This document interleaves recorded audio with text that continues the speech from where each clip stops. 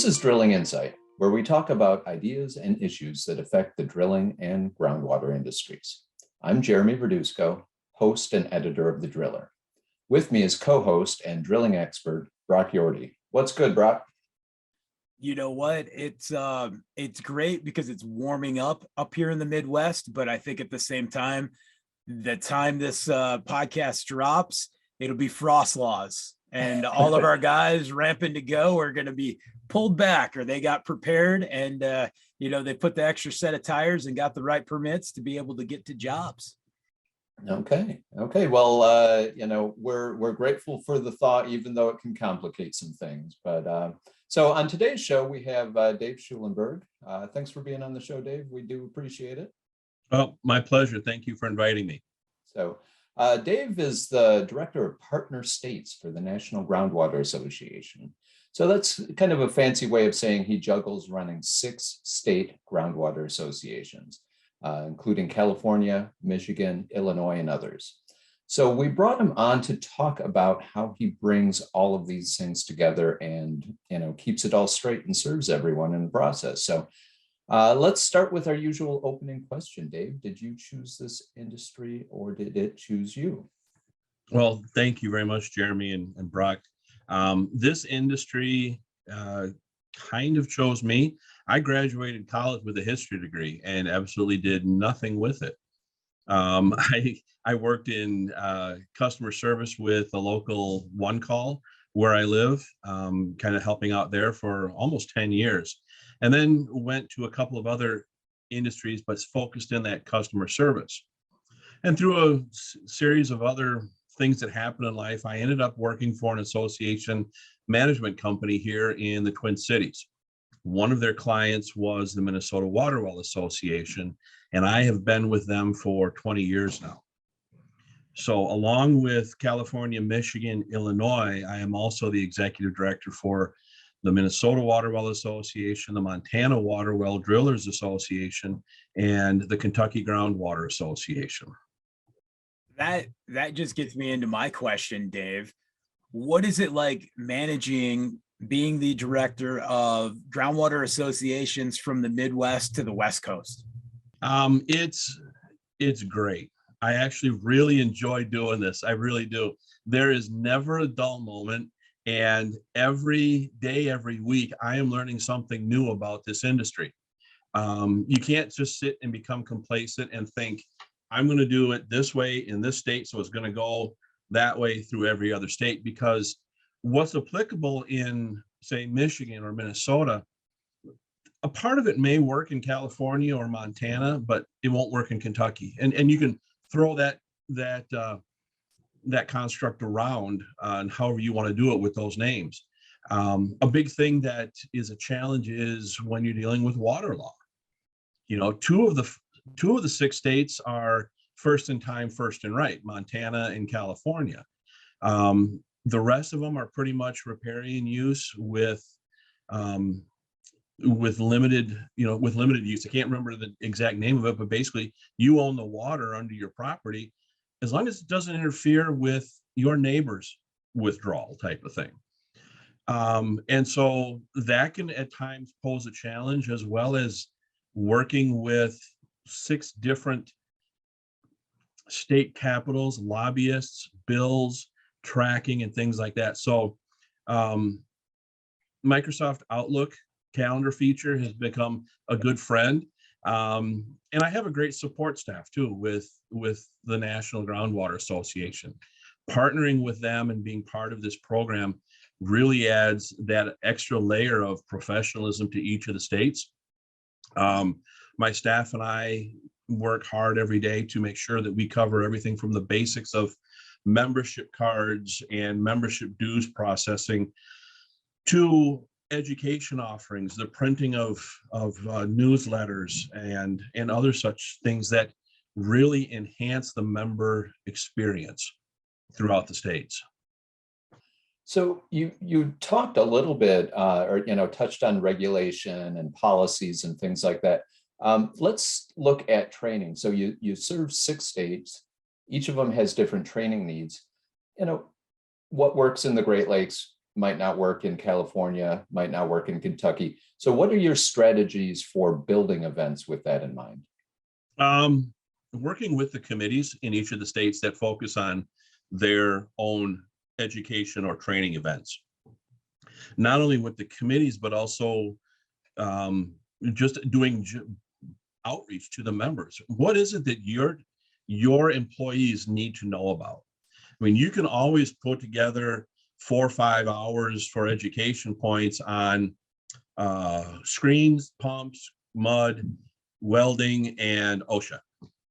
You know, boom, boom, boom. And it's just, you come in, you do it, you go home. But what you need to do also is you need to start incorporating other classes that focus on increasing business acumen. What are you talking about with succession planning? What are you talking about your exit strategy? Yes, you can talk about OSHA updates and see all of the Darwin Awards that came out for the previous year, but what is it that you're focusing on in your own trench that keeps you and your company safe? Are you properly insured? So that it really starts to get to these types of things where I interact with my committees and say, okay, yes, we can do mud, pumps, welding, and grouting, but let's stretch it out. Let's talk about emerging contaminants. Well, we don't have to worry about it. You know, we don't have to worry about PFAS in Idaho. Well, when they start finding it, you will, because you might be working in it. When they start finding it, yeah. That's right. You know, there's a great quote that's out there that says the only places we're not finding PFAS is the places we're not looking. So, you know, you have to start increasing those types of interactions with your members and non-members that come to really drive it away from, I'm here to get my points and I'm going to go home, to I'm here, I can get my points, I can learn a couple of new things, and I can talk to my vendors and learn new things from them too. That's a great relationship that has to always be remembered too, is, you know, the members, yes, they already know their Pentairs and Wyobens and things like that, but what can they learn in that 2, 3, 4 hours of vendor time that they didn't realize they needed to catch, or they didn't catch at a session type of thing. So really, we're using some of the same ideas state to state, but realize that, you know, we're not going to do one on well destruction that is applicable in California, because you deal with well destruction a different way in Kentucky. You've been in this role for a while now. How has serving members changed in that time? What are the new expectations? How have they changed? The increased use of social media and electronic media, just the use of, you know, electronics. You can get everything you need from a cell phone, you know, and so what is the role of the association? There's a number of them that still want to have the paper copy of the newsletter to put wherever, to throw in the truck and to use. Old school.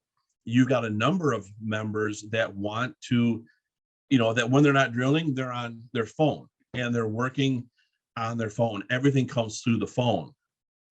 So we have to take a look at how do we best serve that. So some of the states have electronic newsletter only, or an electronic paper copy option.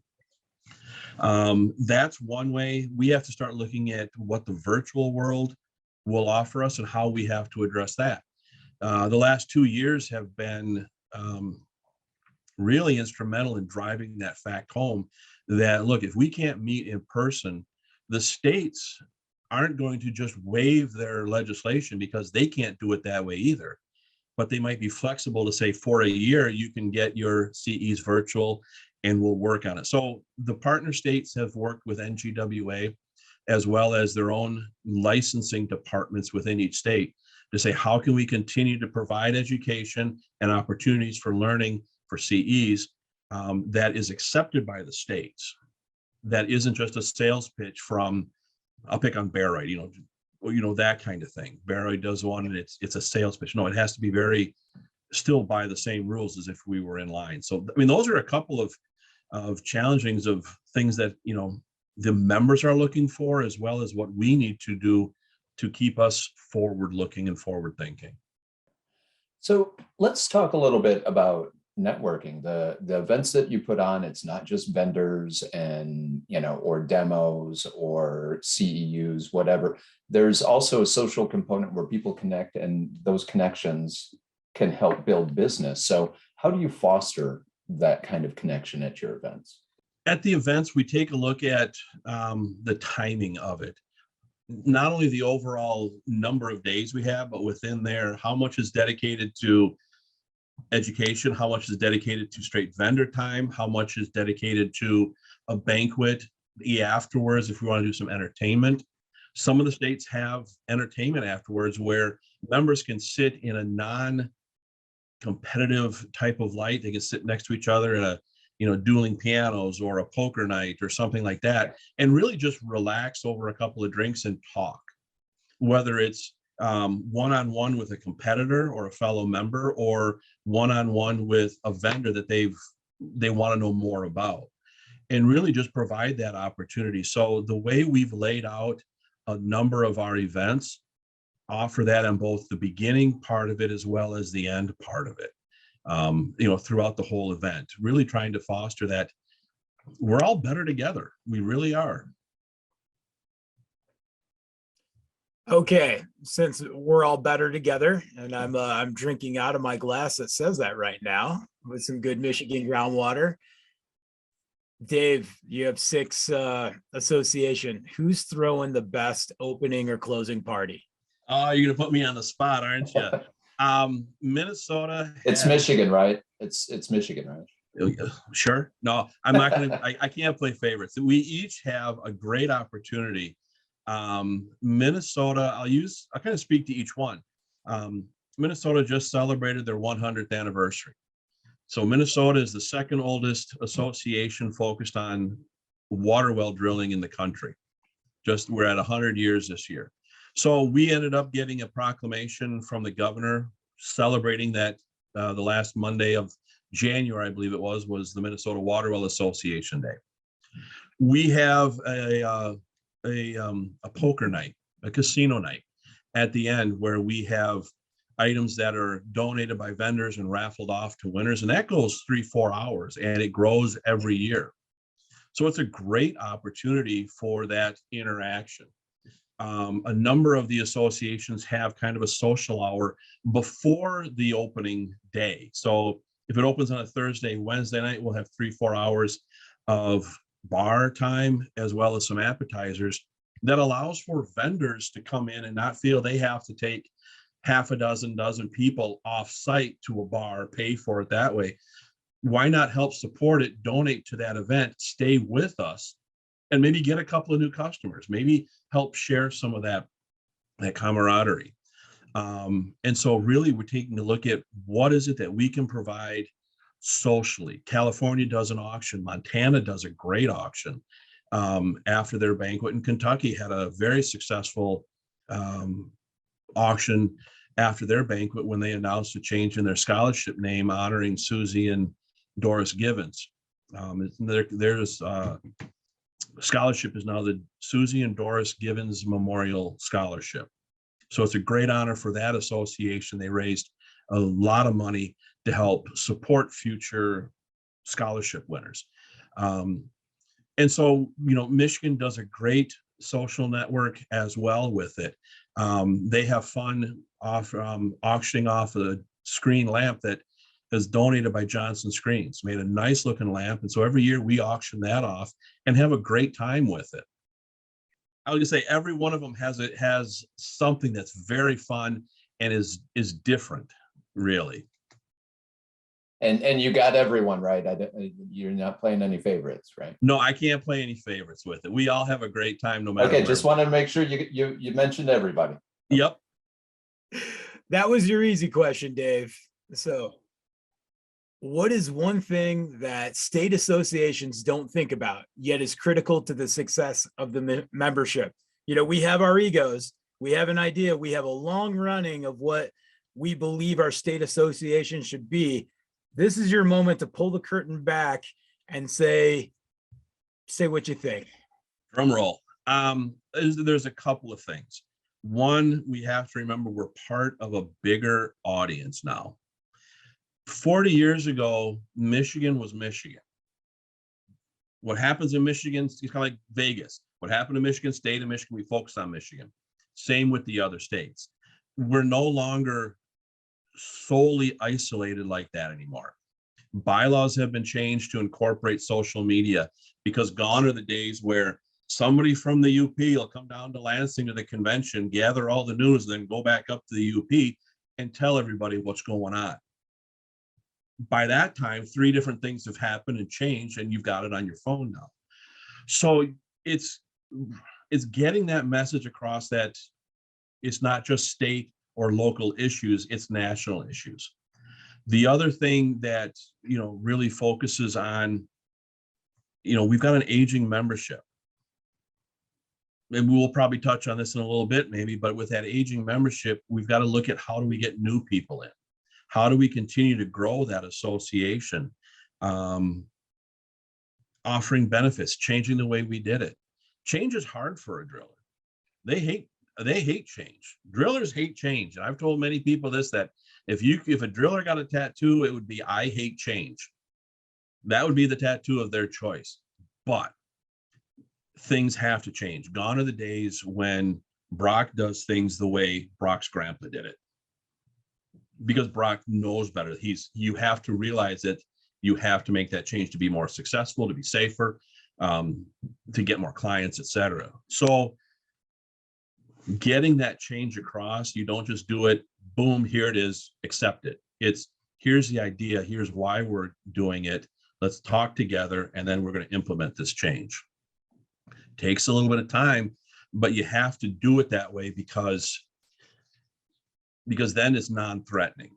You threaten the drillers, it's like, nope, I'm done, goodbye, not going to talk to you anymore. So that kind of feeds into my next question. And you've emphasized how much drillers, and to be fair, a lot of people don't like change. But when you look around at how state shows are operated or hosted, what changes would you make? I mean, I know you run a bunch of them, but as you look around the landscape, what do you think needs to improve? I think image. And I want to say image because they're not drillers. You're no longer diggers. Haven't been diggers for a long time, but you're not even drillers. You're groundwater professionals. Every member of an association, whether you're on the technical scientist, manufacturer, supplier, or contractor side, you're all groundwater professionals. Think of what you have to know. You have to know regulation, hydrology, geology, electrics, electricians, plumbing, codes, regulations, CEs, bonding, insurance, running an office. You just don't go out and go, pull the lever, put the hole in the ground, off I go. That's a driller. That's image change that has to happen inside our industry, nationwide, east to west, north to south.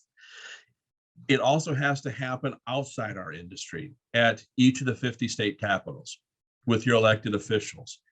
If you watch a committee hearing that's talking to a professional about a water issue, oftentimes that professional, if they're there to testify, you can tell by the way that the elected officials talk, they don't know who they're talking to.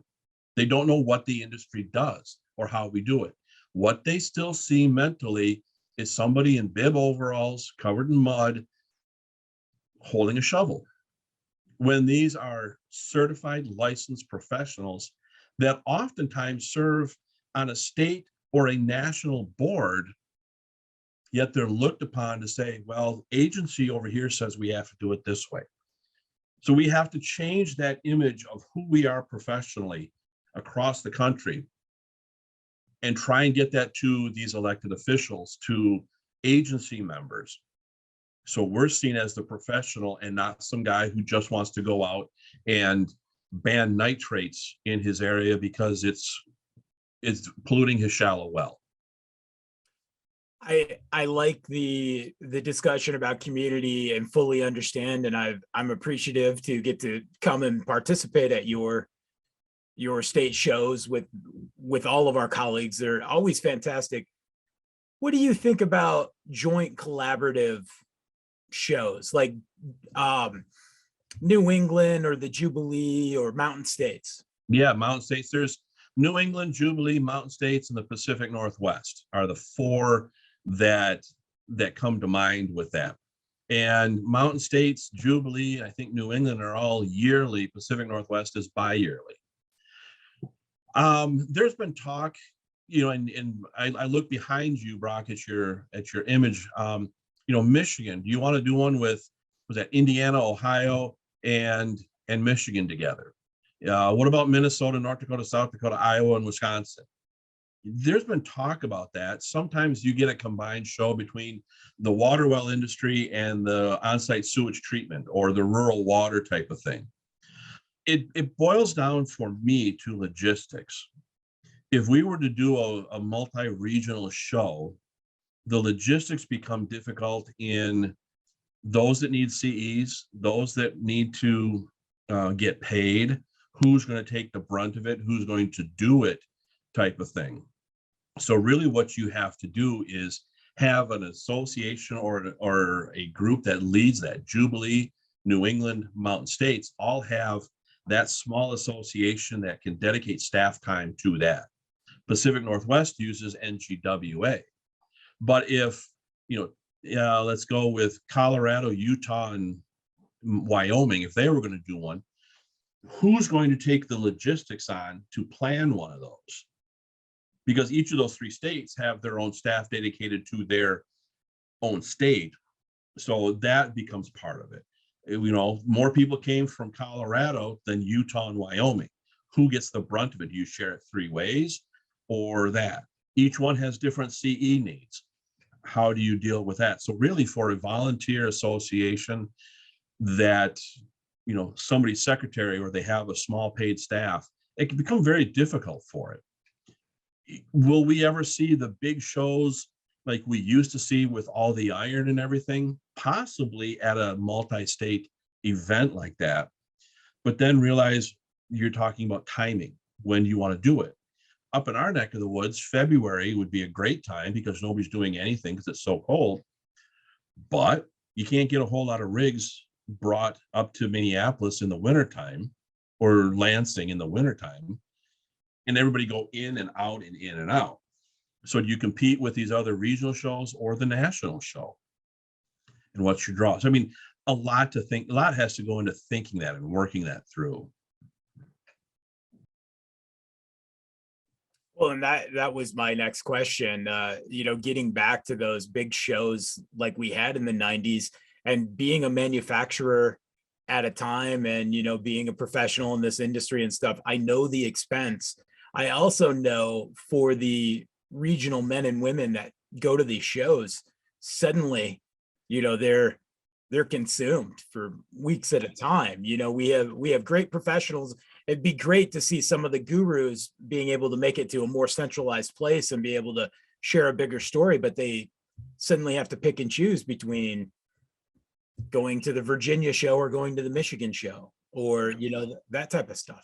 And I think, and I haven't fully analyzed it yet, but I think COVID has also played a role in how vendors are looking at state shows as well. I'm hoping that goes away with 23, 24, et cetera, and that we can get back to at least some pre-COVID normalization with our attendance with, from vendors and things like that. The contractors all loved being back together this year. I did 5 shows in 4 weeks for 5 of the 6 states. And it was great to see all of these people together enjoying the time. But I did notice that the vendors, I didn't see some that I normally see at some of the shows. I didn't have a full floor of vendors as I did in other states or other times. But I also know that some of these vendors, companies, were getting back into the swing of things, being able to hold an in-person meeting. So they were doing staff training days or safety days or whatever, so they could get back up and fully running. A couple of them still had, at the time of early February, travel restrictions because of the Omicron variant. So will the big shows of the 90s come back? I don't think so. Unless something drastically changes. Versadrill doesn't have 10 rigs sitting out that they can just come up and show. Somebody buys one at that time and it's ready for delivery. Yeah, there's a good possibility they'll come up, show it, and deliver it. But it's easier to pack everything up on your shoulder and walk in, walk out, set it up, than bringing a multi-million-dollar rig across state lines in February, cleaning it, and then driving it back when nobody says it works. It works in Vegas. It works at National. That's the industry show right there. Statewide, you're talking about the relationships between Brock and somebody, between Baroid and somebody, Wyoben and somebody, Pentair and somebody, those customers and that kind of thing. Yeah, you're making trade-offs. So I have one last question, unless Brock has anything else. But say, I'm up and coming in this industry. I'm in my 20s, whatever. I'm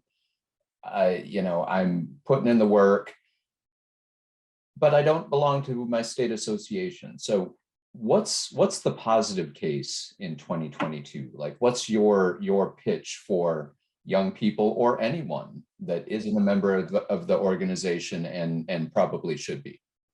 Gone are the days when the second generation does it because their mom and dad were in it. Well, why are you a member of the association? Well, mom and dad were, so I am. Those days are gone.